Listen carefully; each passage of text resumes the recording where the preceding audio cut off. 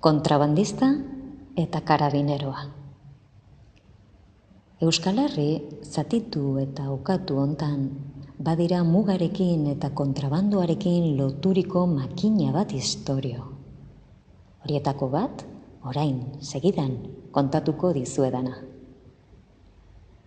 Joan den mendeko, 30 hamarkadan, mendizorriek iparraldera zeramaten bide guztiak kontrolatzen zituzten arren, baziren kontrabandoan aritzen ziren lagun ugari, bai Pirineoaren alde batean, zein bestean. Eta arrotzek ezarritako sasimuga familia askoren diru iturri bilakatu zen. Txominek horretan jarduten zuen.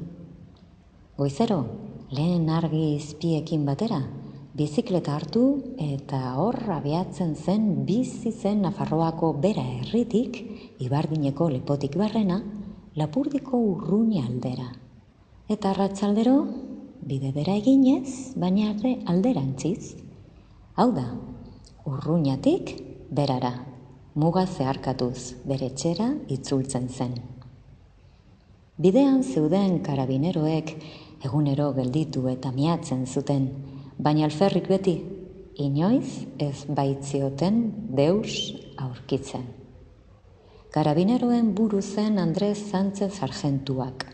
Sobera ezagutzen zuen Txomin Irazoki beratarren jarduera, baina horretan buru belarria saiatu arren, inoiz ez zuen kontrabandoa esku artean harrapatu. Egunero, 2 aldiz geldiarazi eta miatu egiten zuten, goizero Lapurdira pasatzean eta arratsaldero Nafarroara itzultzean. Eta beti, ezer topatu gabe, joaten utzi behar izaten zuten. Madarikatua, nik bazekiat zertan aria izen, eta egun batean berandu baino lehen, nire eskuetan eroriko aiz. Harrapatuko haut eta orduan jakinen diagu zer pasatzen duan, pentsatzen zuen horrelakoetan karabineroen sargentuak. Baina egunak joan eta egunak etorri, egoerak berean jarraitzen zuen. Txominek egunero bere txirrindulaz muga zeharkatzen zuen. Andres Sánchez sargentu saiatuaren egindupeko gizonen miaketa jasan ondoren. 36an, piztutako Zurigaiztoko gerrak, egoera arruntean aldatu zuen. Erreketeak beran sartu ziren, herritarrak sarrazkituz eta presondegiak eta guztietako jendeaz betez. Donestebeko ziega batean, Txomin Irazoki kontrabandista eta Andres Sánchez sargentua topatu ziren. Gaua zen, eta goizeko lehen orduetan fusilatu behar zituzten beste unitze herritarrekin batera. Hil aurreko, oren luze haiek bien arteko solasa erraztu zuten. Aizak, Txomin, izergatik hago hemen, karabineroak bien arteko isiltasuna urratuz. Eusko Abertzale ekintzakoekin ibilia naizelako, badakit abertzalea nauketa, eta karabinero izaki, nolago hemen ziaga hontan? Errepublikaren alde egin dudalako, horixe duk nire bekatu bakarra.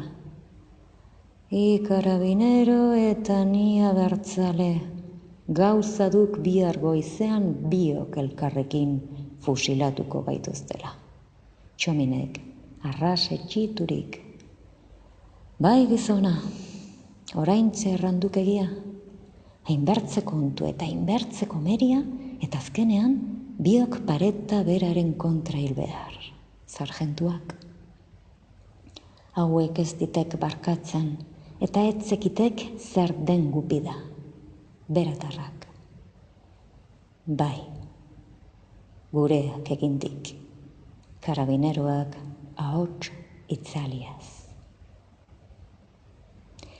Aizak, Txomin, sargentuak berriro ere, barkatuko duk nire atrebentzia, baina hil aurretik galdera bat egin nahiko niake. Aurrera gizona, aurrera, galdezak nahi duan guztia. Egunero pasatzen nintzen ibardinetik barrena, ire bizikletaren gainean, eta naiz eta nik kontrabandoan aritzen intzela soberan jakin, inoiz ezin nintzanian deus harrapatu. Zer pasatzen nuen bestaldera, sarjentua jakin minez. Beratarra, zenbait minutu zizildu zen. Aitorpenaren beldur edo, baina hiltzoriko une haietan bere sekretua gordetzeak ezer gutxirako balio ez zuelakoan garbi erantzutea deliberatu zuen. Bizikletak, gizona, bizikletak pasatzen nitian. Baina gure bi gizonen zorionerako historia etzen hurrengo goizean amaitu.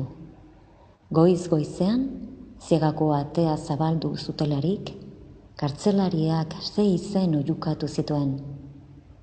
Ondoren, bere sikarioek giza gaixoaiek hartu eta fusilatzera eraman zituzten. 6 haien artean ez ziren ez Txomin kontrabandista eta ez Andres Sánchez karabineroa. Zigorra aldatu zieten nolabait, eta biak langileen bataioietara lan behartuak egitera bidali zituzten. 8 urte beranduago libratu eta euren etxetara itzuli ziren.